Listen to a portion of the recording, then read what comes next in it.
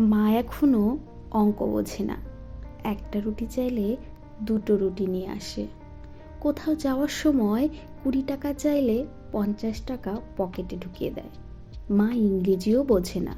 I hate you বললে উল্টে না বুঝে সন্তানকে ভালোবেসে বুকে টেনে নেয়। মা মিথ্যেবাদী, না খেয়ে বলে খেয়েছি। পেটে খিদে থাকা সত্ত্বেও নিজে না খেয়ে প্রিয় খাবারটা সন্তানের জন্য যত্ন করে তুলে রাখে। মা বোকা, সারা জীবন কলুর বলদের মতো রান্নাঘর আর আমাদের ভালো মন্দের পিছনে কাটিয়ে দেয়।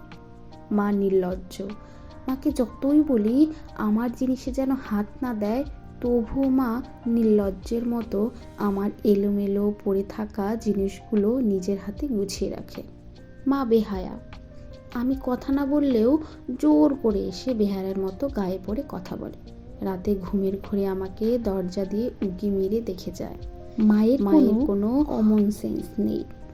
আমার প্লেটে খাবার কম দেখলে কেমন যেন করে। সোনাইয়ের এত খাবার কম কেন, এই বলে প্লেটটা ভর্তি করে দেয়।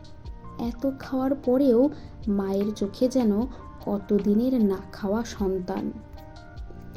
মা কেয়ারলেস, নিজের কোমরের ব্যথা, পিঠের ব্যথা ঝুঁকে ঝুঁকে মারা গেলেও কখনো